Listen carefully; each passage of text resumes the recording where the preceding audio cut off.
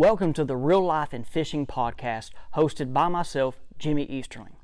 On this podcast, guys, we're going to get into people's lives. Life has its ups and downs. There's a bunch of different stories that people have to share, and we're going to go get into those stories. Also with this, we're going to talk about fishing. And if you know me, I love to talk about fishing. Our first guest today is someone that means a lot to me. He's a former kid that I coached. I met him when he was a 9th grader. Now he's 21 years old, fishing for the Arkansas Tech Wonder Boys. His name's Kanon Harmon, and one thing just to share about him, when he was 19 years old, he fished as a pro in the Arky BFL division here in Arkansas and ended up getting 12th in the Angler of the Year points. A great year for a young kid in the division here in Arkansas, which has a lot of great anglers. I mean, a lot of great anglers in this state. The podcast is brought to you by Futrell Marine. Man, for me, it always means a lot to work with a business that has a great family history. The Futrells are great people, and they started off with their store here in Nashville, Arkansas, where I'm located right now. Since then, they've had 3 more stores across the state. You've probably seen and heard about the one on Lake Hamilton. They also got a store at Heber Springs. Hey, if you're looking for a newer used boat, check out Futrell Marine, and they can also serve you in any of your boating needs. Now, hey guys, let's get into this podcast right here at Kanon. We appreciate you. Please share the podcast, subscribe to the channel if you're on YouTube, and once again, I appreciate you all. Now let's get into it. Now, Kanon, one thing we're going to do with this story, or with this podcast, we're going to talk about stories. This first segment, and we're going to open up, is with the Jimi story segment. Oh, gosh. And we're not always going to do it right off the bat, guys, but we're going to share this with you just to kind of make this thing interesting. So, Kanon, I'm going to ask you a question. What's that? Have you ever sunk a boat? I have not. I've had a few trips where I was excited, you get out there and you just forget the plug and you go back and your buddy's like, hey, why is there water in the boat? That's about the closest I've got, but I've not sunk a boat. Yeah, so I've been close to sinking a boat. And I'm just going to go ahead and share that story with you guys on how when I was an 18-year-old kid, I about sunk a boat at Lake Ouachita. So here we are. Here's the story. So, and I'm going to give a little backdrop. So I'm 18 years old. We're at Mountain Harbor. I know you're familiar with Mountain Harbor. I am. Very familiar. So we're in a hydrosport. It was my father-in-law's boat at the time. And it was me and my good friend, Brandon Parrish. He fished with me occasionally. He's one of my best friends growing up. Shout out to BP number 2, if you're going to listen. So we're going out of Mountain Harbor. Okay, it's March, early March. And as you guys know, fishing in March, the weather's up and down. This was post-front. I still remember to this day, like visually, what I'm about to explain. We're idling out of Mountain Harbor, and right away, as you're looking at Hamburger Hot Dog, you just see the ripples from the waves. Yeah. Like not a 1-foot wave, but like you see the ripples. And I'm like, all right, it's going to be a little windy. And you know me, I never fished at Mountain Harbor. For some reason, I went to Blakely. I don't know why. And even this day, like I just should have stayed in Mountain Harbor, guys. And anyway, like I have a 1-year-old right now. He's not going to be allowed to do what I did. And yeah, you better be a Mountain Harbor kid. Yeah, he's gonna figure out Mountain Harbor. Jimmy here, guys, did not. Jimmy just decided to run to Blakely. Don't know why. And yet, man, I had people tell me, just stay here and catch fish. And I was dead set on Blakely, okay? We'll talk about that another day. So, we take off. And as we get going, the waves start getting bigger. We get to Hamburger Hot Dog. And, them waves was, 1 to 2 foot. I think they're 1 to 2 foot, right? Yeah. And it's cold, by the way, guys. It's cold. It's just one of these colder mornings. It was warm that week up, but then, like I said, this front came through. Then as we get around Hamburger Hot Dog towards Crystal, what's that big island there? I don't know. It's 26 maybe or 24. Is it going right by Crystal? Yeah, as you're going to Crystal. Yeah, I don't know that. So, yeah, so it's that big. There's a big island there. And as we're going through there, I noticed the waves are getting a little bigger. Okay? That's usually a pretty rough area of the lake. If you're not familiar with Ouachita, that's what we're getting to. Pretty bad. And this is me learning this, guys. Like, I didn't have no one that just took me out all the time and just shared, like, hey, like, I didn't even have someone train me how to drive a boat, really, okay? So I'm here learning. And this boat at the time that we're using is a 20-foot boat, 19-foot or 20-foot. It didn't have power steering. It was straight cable steering. Heck yeah. So, anyway, good stuff. So, that's a factor to keep in mind, too. Then, as we get to Crystal, as you just said, it gets rough. Yeah, it's the open area of the lake right there. As we got to Crystal, it got bigger waves, like 3 to 4 foot, I think. All right, guys, and 3 to 4 foot is not big to some people at the time, Anyway, what size is this boat too? 19, 20 foot. 19-foot boat. Yeah, and so they get bigger. And then my buddy looks at me and said, "What are we doing?" And we're having to slow down. The waves are getting bigger, by the way. Like I said, 3 to 4 guys. As we're about to pass Crystal, all my Arkansas anglers are visualizing this with me. As we pass Crystal, it's starting to head to Brady, and the waves are getting bigger. And guys, I would not even take this route anymore if I went to the Blakely's. I was learning. I would actually now go on the north end of the lake, run through there. But this time I didn't know it. Did not know it. So then the waves are getting bigger. My buddy looks at me, and this is the funniest part of the story. Okay. He's like, what are we doing? And I'm like, hey, the professionals do this. We got to do it too. I got to learn. And he looks at me and says, okay, and just grabs and ducks his head. And I'm driving the boat. Them waves get bigger. I think they got about 4 or 5 foot. I don't know. They're big. I mean, real big. And then all of a sudden, guys, I speared one. I mean, I speared it. Like, we're right now in this Ranger 520R right here, guys. This is a sweet boat, okay? And this Ranger would handle it actually really, really well, okay? And the boat I in would not. But, like, I'm looking at that seat up there. The seat was a tall butt seat, okay? That water was like 2 foot over the seat as it came in the boat. And so we speared this wave. That water comes over the boat and gets in the boat. Our shoes are wet. The water's up here past, our ankles. And then all of a sudden the motor dies. Motor dies. And then more water's coming in. I'm over here freaking out like, oh my gosh. We're out here in the middle of the water's cold too, guys. And like I said, it's already March. It's like 55 degrees. That's freezing. It's cold. And then Brandon's freaking out. I then, start the motor. And we were kind of getting pushed towards that southwest section past Crystal to kind of down there in that area where there's some coves. And I just, started the motor, rode the waves in there. We got in a cove out of wind, and then we just, cleaned up and we went fishing. Bilged out, I guess? Yeah, I eventually pulled up on a bank and it bilged out. Dang. So the boat ran fine after that. We never had any other issues, but I about sunk a boat. All right, Kanon. So one thing I know, you've been around me a lot, okay? Like I said, I met you when you were in 9th grade. I was just the football coach, fishing coach, math teacher. And then here we are today. As you know, we fish a lot together. We talk a lot. And guys, that's one thing that I just want to share about fishing that I really like is how these relationships can last forever. Okay. As coaching football, I've always said those kids when they're done playing football, they're kind of, we don't always have that, like, something to talk about. Right. Yeah. And so one thing, you've been around me a lot, and and I was going to have you share a funny story. I actually have one, and I was thinking about it earlier. One of my funniest stories of you is we were on Derek's Lake. I'll just go ahead and say it. We were catching them, doing our favorite way we like to catch them. And it was a phenomenal day. Probably one of the best days I've ever had of fishing, just numbers-wise and pounds. It would have been a bigger bag. It could have been. I know where you're going now. I know this could have been, guys, a 25-pound. The biggest bag of my life. It could have been a 25 to 26 maybe pound bag. Maybe, I don't know. Anyway, yeah. It would have been a giant bag. So your buddy gets invited. James, I think is his name. Big Fish James. Shout out to Big Fish James. He gets invited. We're on him. He's like, hey, I just want to come catch a fish. He jumps in the boat. I'm throwing a crankbait down this wall, and all of a sudden just locks up. And I'm like, that's her. Like, that's a giant. Let's get ready to get this thing in. And guys, it was a giant. I don't think you had a net either. I did not have a net at the time. You didn't have a net in the boat. Yeah, I'm not, never, net, we'll talk about net some other video.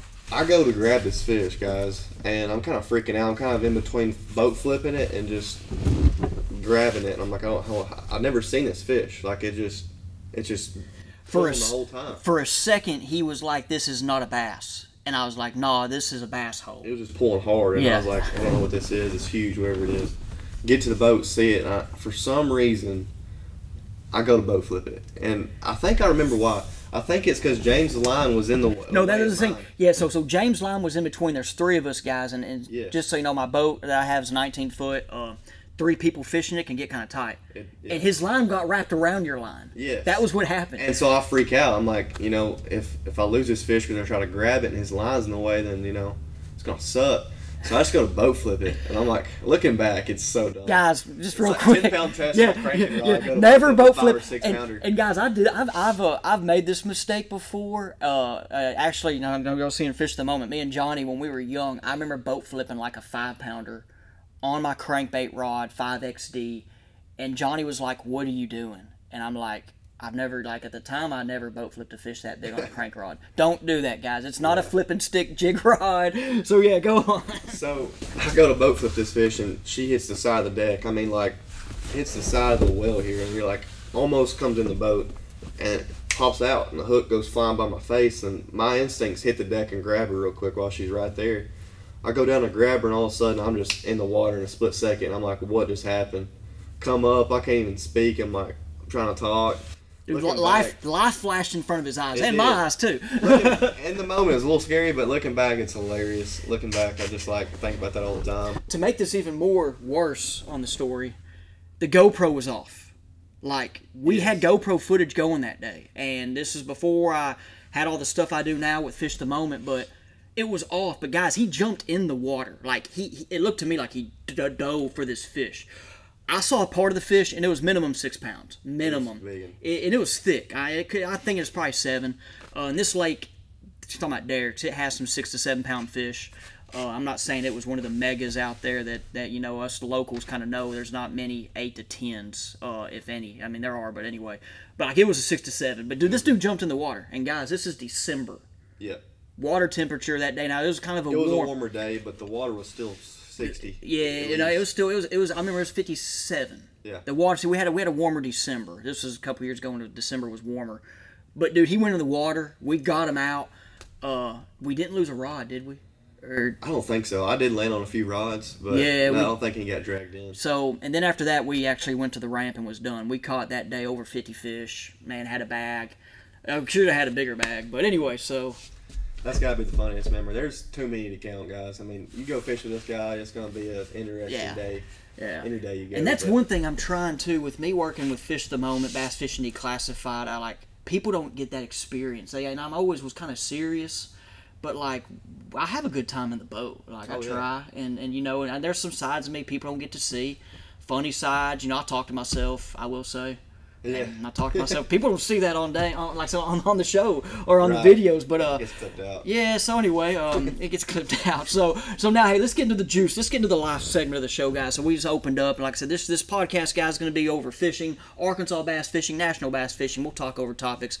But we're going to get into life. And so Kanon here, as you guys see, Arkansas Tech. He just finished his junior year. I'm over here going back to football, coach. Well, it's fishing season. I mean, yeah, so he just finished his junior year, okay, and he just turned 21.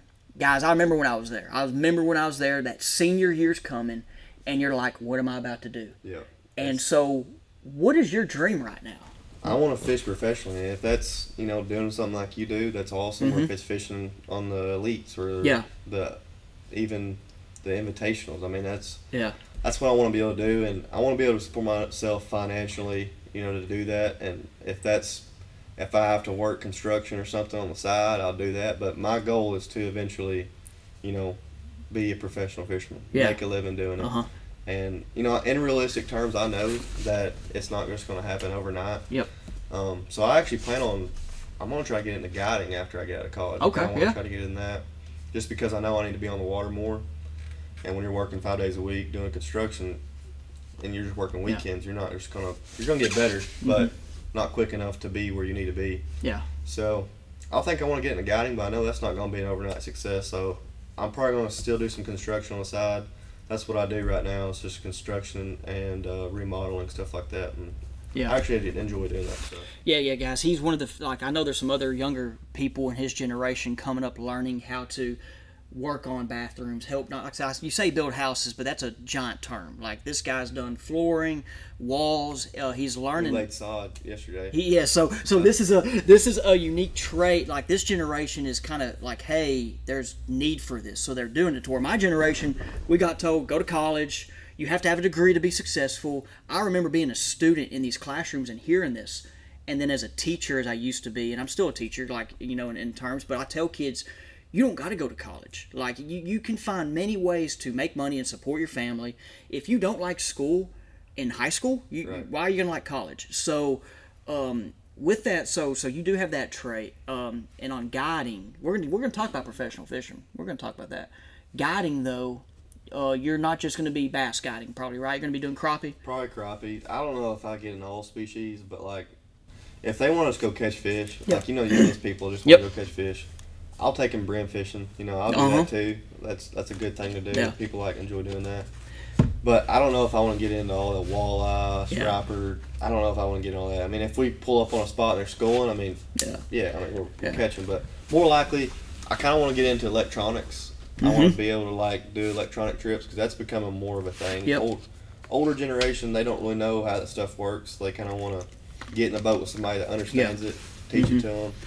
I kind of want to get into more of that. That'd be cool to get into for me. But. And I brought this up just because I know people listening. He can catch crappie. Like, that's why I brought up crappie guide. And like, guys, if you ask me to go take you on crappie, we can do it.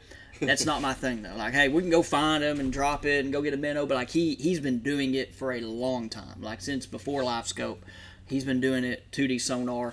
And that's what my family grew up doing was crappie fishing. They weren't really. My family doesn't bass fish really. Besides if they're biting, you know. But like springtime is the only time they'd bass fish, and I don't have any people in my family that's tournament fishermen. So everybody in my family just go out to the lake, catch crappie, find a minnow on, you know. Yeah. So your dream, you're 21, just turned 21, is to be a professional bass fisherman, and I think you need to set your dreams high because I think you can do it, and you work. That's one thing I know with you. You work at it.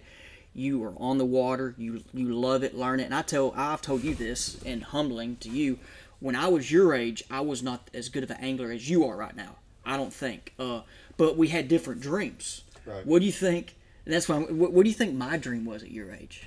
Probably to be some kind of head coach of some major organization. There you go. So guys, when I was his age, and we're going to get into like life because like life, you just never know what's going to happen, and you never know. When I was 21, my dream was to be the head Razorback football coach. Like for real. Like in my mind, I was like, I'm going to be the guy that turns it around. I wanted a dang 30. Cool. I wanted a dang 30 for 30 done on me. Like I wanted, like y'all, and this is for real. Like I wanted in my mind, there's going to be a dang statue at me at that football stadium. Yes, that was my goal. And then of course some things happened. Like I said, not things. Like I went from college. I was coaching college at 21, and at the time, guys, I was probably one of the youngest assistant football coaches in the nation. I mean, I think I got hired full-time at 22 as a college assistant. 21, I got offered the job, then get signed up maybe at 22. But then I got into high school coaching, and I knew getting into high school, it's harder to get to that college route. But like even you look today, it's not. It's been more prevalent, so that kind of worked. But I had no, and my guys, and this is what I'm going to get to. Never in my life I had the dream of making fishing a living. Now, when I retired, I wanted to be a guide.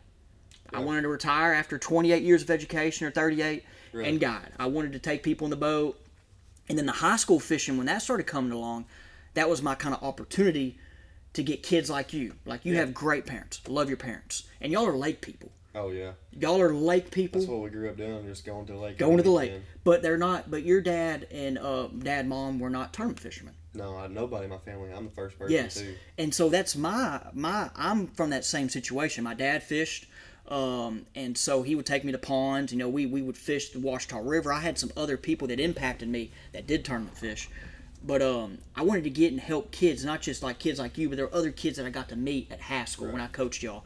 And that it was a blessing. It was something that, and I saw that was kind of like my calling, take kids fishing. Yeah. And then I had like, you know, I fish a lot, guys. Like, I know there's tournament fishermen out there.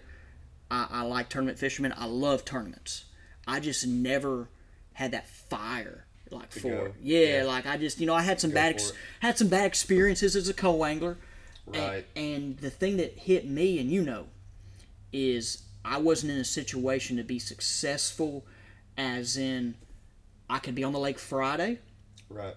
And then tournament Saturday. Or be on the lake the whole week, Wednesday, Thursday, Friday.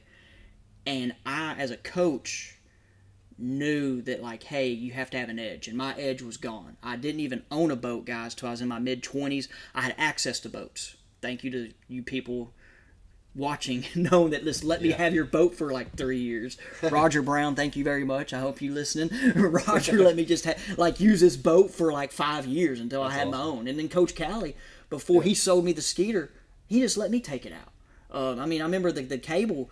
Did the cable break in it? I think the cable broke in it like before a high school tournament. Like in Did it? No, it might have broke actually in Roger's boat, and Callie let me take his. Anyway, pretty wild. So so Callie was always there too. But like I never had the dream of doing what I'm doing now. And if you ask me right now what my dream is, I have no idea.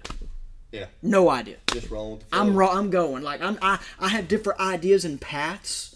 But, guys, I'm 31 years old, and I'm like, what do I want to do when I'm 40?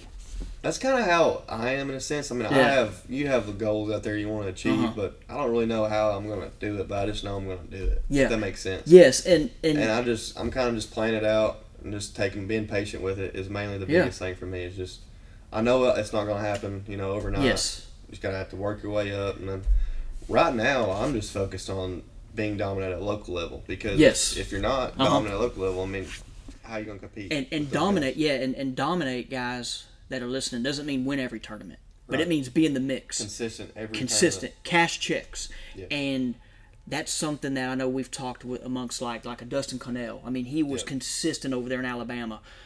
Jacob Wheeler has just been consistent. Like, I can't bring up Jacob. But, like, you look at the guys, Scott Suggs is an Arkansas example. Yep. He, not just a Hot Springs, Ouachita guy, he come down here to Millwood at Mr. Bass and cash checks. So, you have to be consistent. And that's right. That's the first step. There's a difference in being consistent at one lake and being consistent at multiple the whole lakes. State. Yes, because there's a lot of guys. Because once again, guys, I watch the tournament scene. I talk to people, but there's a lot of guys that might dominate Hot Springs lakes. Yeah, they go to Millwood and they go to Millwood and can't catch them. Or like in Millwood, guys, is a different animal. But hey, look at the Elite Series right now. They went to lakes similar to Millwood. And Millwood's a lot like Florida in ways. Yeah. That's the closest thing we have to Florida. You have Darnell. Yeah.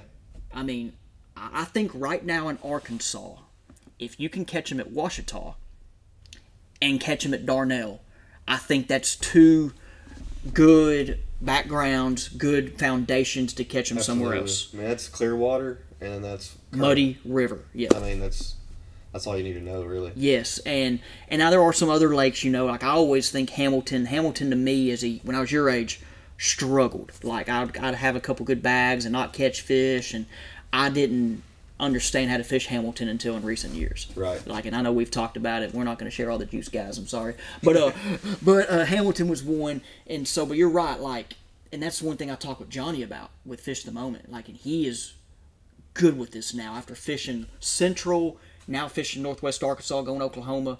Is how quick can you find fish on a lake you have no information on, and then not just finding them, but then figuring out how to catch them, breaking down areas, and that's one thing I've gotten better at. Like, since I've worked with Fish the Moment, I'm like, I thought I was a good angler last year. Yeah. Oh, I'm so much better right now. Yeah.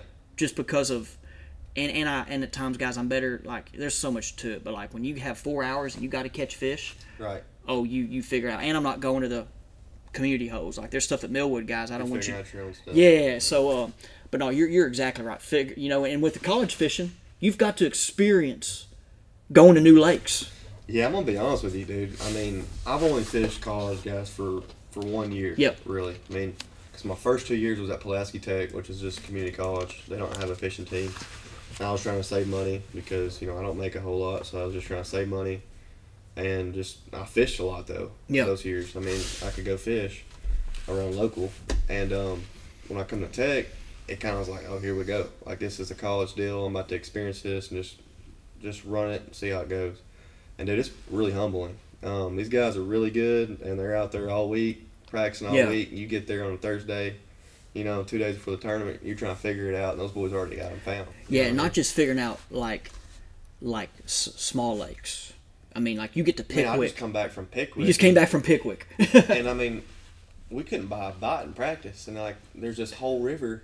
You got to figure out. No current. They weren't pulling any current. Yeah. These boys are still bringing in 20-something pounds. Yeah. And it's like, and one thing, I heard it on a podcast recently, and I knew it was big. So the Bassmaster Opens was just at Wilson Lake or Wheeler Lake. Wheeler, and everybody knows about the Decatur Flats. If you follow bass fishing, the Decatur Flats. Mm-hmm. I remember watching people catch them on it when I was like 15, 16.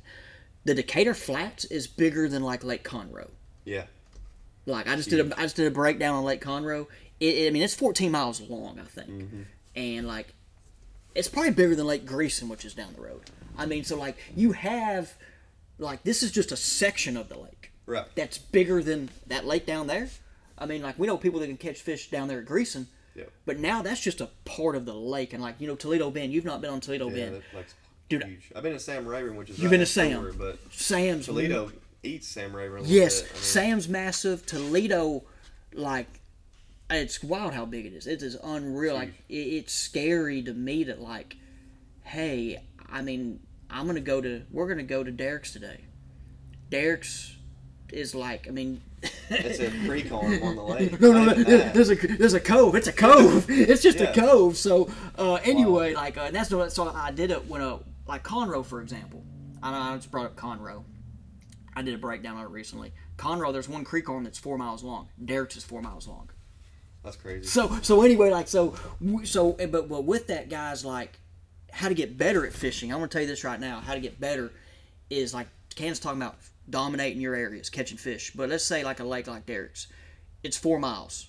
You figure it out. Well, when you go to these bigger lakes, you have to pick a section, just figure it out, break that section down. Now, there are areas of the lake that can be better than others, right. And that's going to be the research, talking to people that you do, but picking an area, breaking it down. That's one thing that I grew up doing. Was I had a 15-foot aluminum until I was 18 years old. Mm-hmm. I'd go out to Hamilton and I'd put it at the hatchery, and I just break down that area. Yep. And when I got my bass boat, I have an 18.5-foot boat now. Whenever I go, then when I first got that boat, dude, I was going all over the lake, and I was like, I wasn't catching anything. I was like, what's wrong? And I figured out I'm not just sitting in one area and just figuring out what you needed to do. And I mean, that's the biggest thing. You can take that, what you learn, take it to those bigger lakes, dial in a little area, figure out if they're shallow, deep, and then just start pattering around the lake. And that's one thing I was impressed with you. Like, so guys, as a coach, fishing coach, hanging out with these younger dudes and older guys too. So I'm saying, like, I've learned from a lot of people. I just said earlier, I wish I would have fished Mountain Harbor and figured it out. You figured out that area up there, up near Little Fur, correct? Yeah, that's we have a lake house up there. That's where I've gone since I was a little kid. So in this aluminum boat, you figured out I'm gonna break this area down. My parents, there's a cutoff up there. Y'all might not be familiar with Washington. There's a cutoff. You have two cutoffs. I was limited to the cutoff and the curve is what it's called up there at Little Fur. I just would break that area in, and you'd figure out there's certain areas that are better at certain times of the year. And that's what you did. Like guys, when I'm coaching him and he's sending me pictures during spring break, because this is when he was kind of on his up of figuring out fishing, or just kind of, getting in that direction. You were catching some fish at times. And I'm like, dude, this is a 16-year-old kid catching 18-pound bags, but you figured that area out. Right. And then you took it to other sections of the lake to where I wish I would have stayed in Mount Harbor when I was, about your age doing that, figuring out. But I drove to Blakely instead. And anyway, guys. Area, but it has its time. And guys that know me know that. Now, that was one reason why I was really good at Blakely, though. Yeah, like when you just. I figured, but it's big. But it was a boat ride. I wish I would have stayed there, because Blakely. Anyway, I'd always. Some of the best fishermen on the lake grew up over there in that area. I just knew a lot of tournaments were won over there at times. But they could be won anywhere. But like Mark Davis, how many times have I seen Mark Davis up your neck of the woods? Yeah. Or Shangri-La, Twin Creeks? That dude catches fish. Yeah. And then I look back at this and I'm like, dude, he's fishing over there. Why was I not fishing over there? Makes me aggravated too when I see him on an area that I fish. I'm like, God, how does he? I know why he knows about the spot, but it's like, why is he here? I remember one of the times, guys, I went fishing with Kanon. He was going to show me. So once I like to go and learn with these guys. So this is, it was before I moved here. Yeah. It might have been my first summer here, actually. So it was like 2018. It was early June. I remember going up that river with you, and you wanted to show me some stuff, and we caught fish. We wore them out. Remember, I somehow randomly pulled out that Magnum shaky head and caught them on that one spot, too. That was wild. I was like, dude, we catch them on a swim jig, spinnerbait, shad spawn deal, just crazy here. And he pulls out this Magnum trick worm. And I just start wearing them out. And he's over here like, what are you doing? And I'm like, hey, dude, they just eat it, So anyway, but like when we first started on the spot, like Mark was down the way. Yeah. And we're watching them actually catch fish. And then we're like, dude, let's move. Let's not watch them. We caught a couple. We actually never did fish that deal. They weren't catching bigs. But it was just like, to me, I'm like, dude, this Mark Davis is up here fishing. Why was I always running over there? Yeah. But now with that, there was a time I knew Blakely pretty well, and the state park. Like this last year, This last year we went out, guys. It was January, super cold. It was like 25 degrees when we took off. It was a post-front deal. And we tried to go catch fish doing something else. He was showing me some things that he learned from the BFL. And then the fishing was tough. We lost a couple good ones. And then finally you were like, hey, take me over there and let's catch some. Go to Blakely. Yeah, it was like, take me over there and let's go catch some fish in the grass. And I was trying to make something else work, being hard-headed, as us fishermen can do. And then finally, we pulled out the... Didn't you catch the first one? Yeah, you caught the first one. We pulled up on a spot that's usually pretty good. Yeah, I pulled up there, and it's a deal. You weren't getting bit at first, which was weird. We're like, we know there's fish here. Yeah, but I was trying to force another bite. Yeah. And he picks up the hair jig. Yeah. And old school. Yeah, he caught two pretty quick, and I'm like, man, I got to tie a jig on. And then it went down, and that's just a jig hole. Yeah. But I was trying to force something else, and anyway, but like it's just so I learned that area of the lake, and it made me a better fisherman for deep. But after I came over here to this part of the state, fishing Millwood, and then these lakes, I mean, Millwood's opened my eyes on a lot, and we talked about earlier being diverse. Right. And Millwood was my beginning for being diverse. Absolutely. It's a different breed down here. Yeah, it is. And these fish down here, it's fun.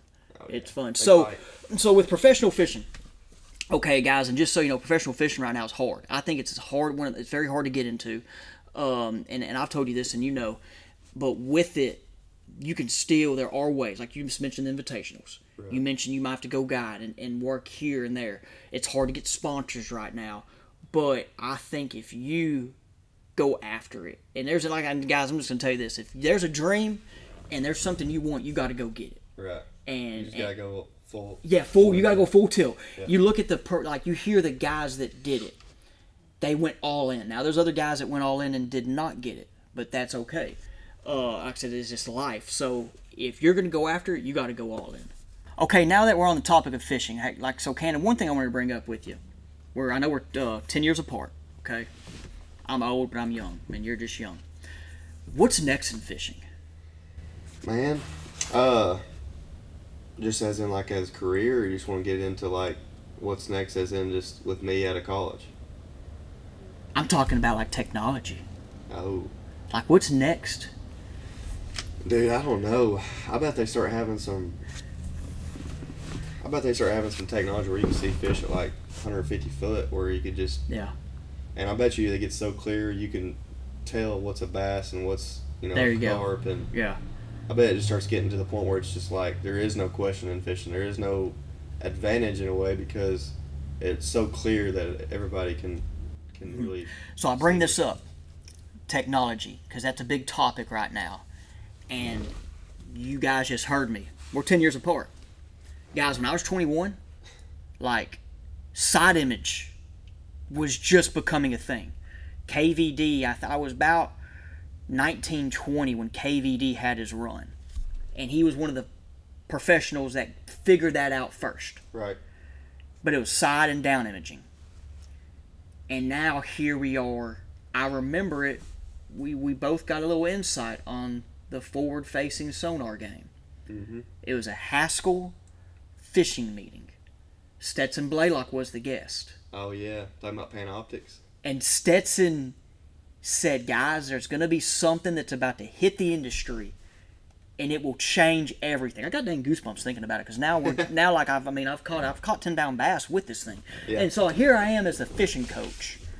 He just said change the game of fishing.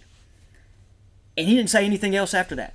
And did not say a thing. He just said, get ready.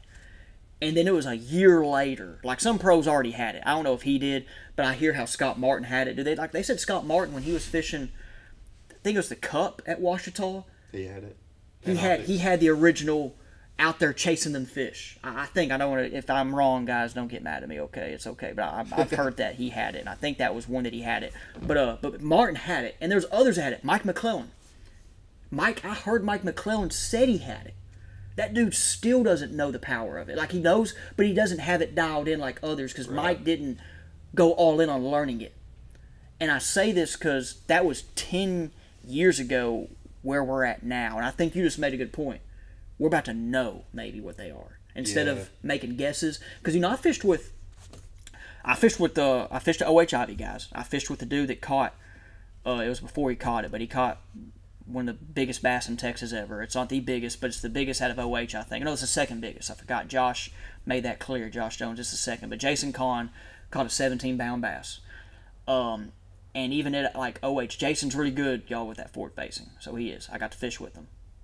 And there were even a couple times where he's like, he would throw at fish and even say, that's probably not a bass, but I'm going to check because they were so big. Big, right. And he knows what bass are, okay? We don't have that problem here in Arkansas. Yeah, but we don't have that problem here in Arkansas. Yeah, that's a Texas thing. But there was a couple times he's like, I'm going to throw with that. It might not even be a bass.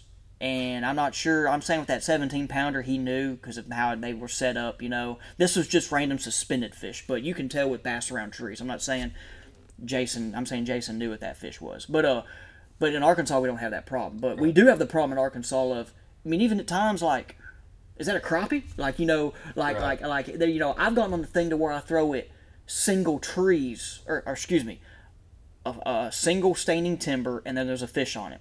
And how I know there's bass, there's ways. I'm not going to get into it. But if the fish is not moving at all, just sitting there, it could be a crappie. I did it the other day. I caught a crappie. And I bet target separation is going to get even better too. Like, yes. You'll be able to sit on a brush pile and be able to see just the individual limbs. Because on live scope, a brush pile just looks like a blob sometimes. Yeah. And I bet you it's going to get so dialed in, you're like, that's a brush pile or that's a tree. Yeah. How many boats have you been in with that 34 transducer and a brand new Garmin unit? Only 2, I think. And dude, it's a lot different. It's a lot different than that 32. It's more accurate. You know, you're not you're making casts on exactly where that fish is at. Not, you see the splash of the water. You're not just kind of a couple feet around them. Yes. You're on them. And then with this too, what we're hearing, and I haven't had this problem in Arkansas as much yet, but how there's people that think that fish are feeling the live scope tinging or the sonar tinging or pinging as tinging. I'll say this: I know they are because talking about crappie, dude. There you go. I've seen them. I've been on top of them. They will come up to your troll motor right underneath your boat. You'll see the whole school come up and just hover underneath it. And I think it's because the other day, the reason I know this is true, the other day I was at my boat putting it on the trailer and I had it turned on still, and I heard it ticking. And I was like, my live scope's still on. I was like, huh. Now that's what those fish do. They come up and they're just trying to check out that little ticking noise is. Yep. So that was a podcast I listened to. Guys, I listen to a lot of podcasts and video podcasts, so I forgot what pro mentioned that. He mentioned that. He said, hey, put that thing up on your deal and listen. Yeah. And there might be one company that's you can't really hear it, but you can hear the others. Yeah. But he said that has to be something. Dude, Jacob Wheeler just said on Bass Talk Live, I don't know when this podcast is going to get put out, guys, like this one, me and Kanon, but Jacob Wheeler just mentioned on Bass Talk Live how he's noticed, and he shouldn't have shared this, I think. Because I think I've seen this too, by the way. So you want to be quiet in your boat, right? You hear that term, quiet. You always thought you want to be quiet in your boat because you don't want to scare the bass. But as we have learned, and I've learned in another way, I'll get to that in a minute, but bass are very curious fish. Jacob said you need to be quiet in the boat, so you drop your trolling motor, make noise, the fish, you attract the fish to you. That makes sense. You're distracting them away from feeding. Yes, and the splash of the water, the lure, like he said the trolling motor going in real loud is like bait fish jumping or something, and they might, and they hear it and see it if you're that close. And I was like, wow, and I thought I've noticed that kind of before, but I didn't. I thought I was crazy. But he said that. Now Jacob, I don't know if he's trying to pull everybody's leg. He said at the end he shared too much juice or anyway, but they are curious, and I know how they're curious is with that underwater camera I have with Fish the Moment. Yeah. Like, come check it out. Do you remember the first time you were actually with me the first time we dropped it? Y'all, we dropped this camera, and I'm thinking bass are just gonna go away, like, oh my gosh, like the principal coming in the lunchroom, or over here is all his buddies, right? But no, like we dropped that camera. What do bass do?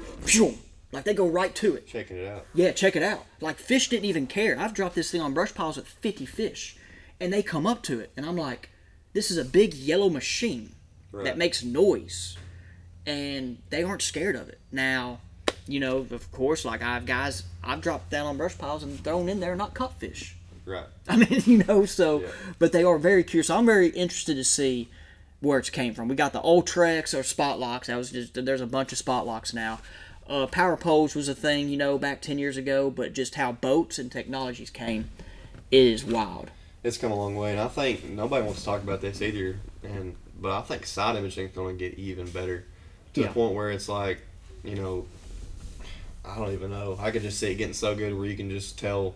You can if zoom it's a in. fresh brush pile or if it's an old one. I mean, you can see the bark or the stuff on the trees. Yeah, it'll look like you just took a picture of the bottom. I mean, I feel like it's going to be that clear. Yeah. We'll have to see. Yeah, and that's one thing, guys. People were all on the forward-facing sonar game. You got to really know how to use 2D side imaging down. Oh yeah, still, yeah. Yeah, you got to be successful. The best are good at that. Then you get the forward-facing. But now I'm very interested to see what happens with the technology. I still want to have a fishing reel that I can hit a button and it just shoots it out. Like when I'm fishing shallow cover, and there's a hole. Like if I'm fishing down a creek. Like, for example, guys, we're at, what's that lake? Caddo Lake down there in Louisiana, Texas. We're down the dang canal, small little canal off a river, and there's trees, overhead trees, and, like, there's, like, a hole, and, like, I have this 7-foot rod that I can't really cast into. There's trees over me. I just wish I could just put my fishing rod right there and hit a button, and phew, it just shoots my wacky rig worm right in the hole. Who knows, dude? That might be that next piece of technology that... I should have shared that. Right, yeah. I should have kept that quiet. All right, Kanon. So, hey, real quick, any thanks, any thanks you or shout outs you want to give? I'd like to shout out Motivate Lure Company. They're one of the biggest soft plastic lure companies on TikTok. You can go check him out on there. He's making all kinds of funny videos. He makes all kinds of custom stuff. If you want a custom color. Yeah. So you have a great relationship with him, and I just bought actually some of his swing head jig heads at Trader Bill's, and I went through from Little Rock.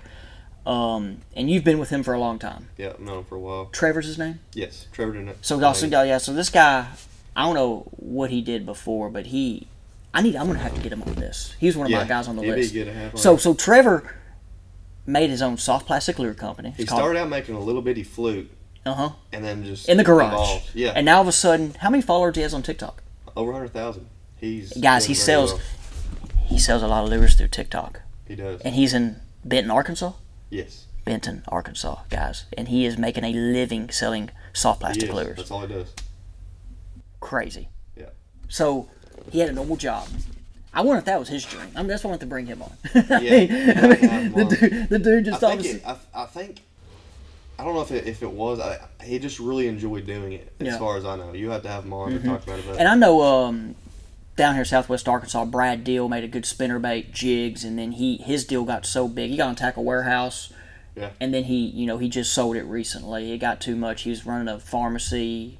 He had to pick one or the other. Right. And he picked with being a pharmacist.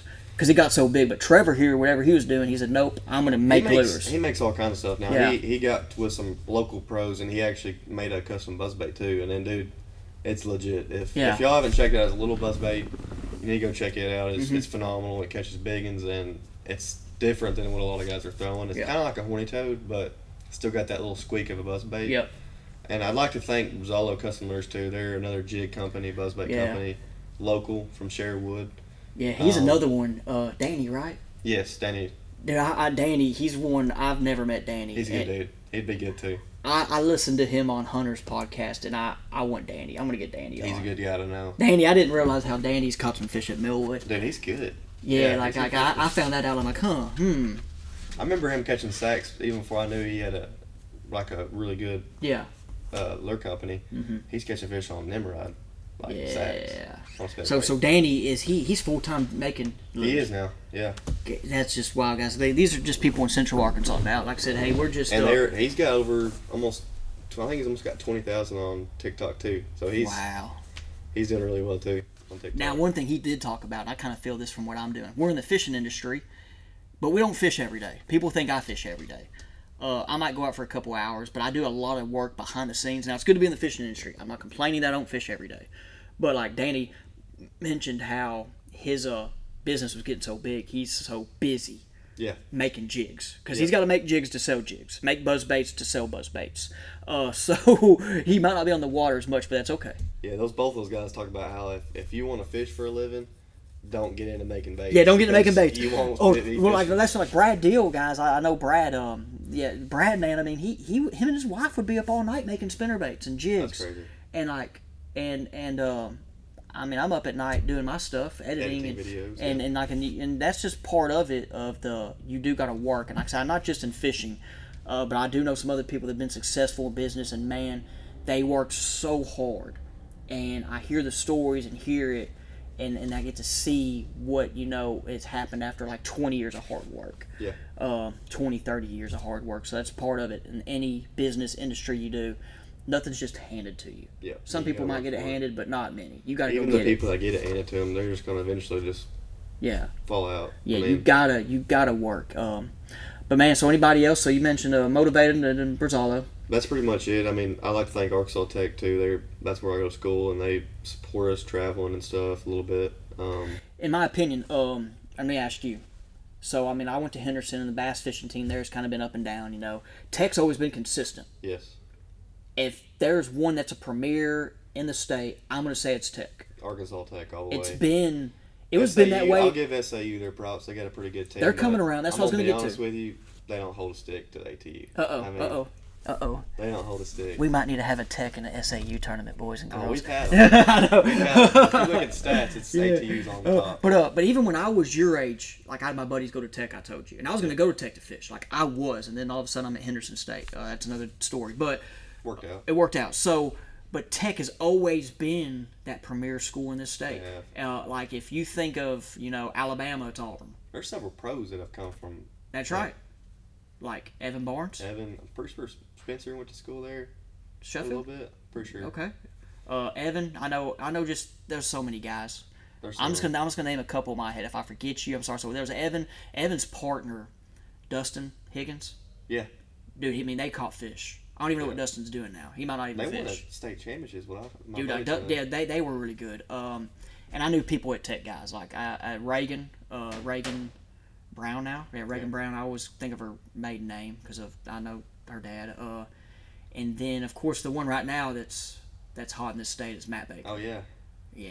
He might be qualifying. Yeah, he's close. We are going to find out if he's going to be in the Invitationals, which is big. He's one that we've talked about. Like you mentioned earlier, you got to dominate local tournaments, and he has dominated. He's one of those guys that's got that last coat figured out too. He has that figured out, but I want to have Matt on here because I've told you I'm going to try to get Matt on here. He can still catch him though, without. Oh yeah, absolutely. Like I saw that picture. I don't know, guys, it's a different deal, but he's really good at Darnell. Back to I'm saying, if you can catch him, Hot Springs and Darnell, you can compete.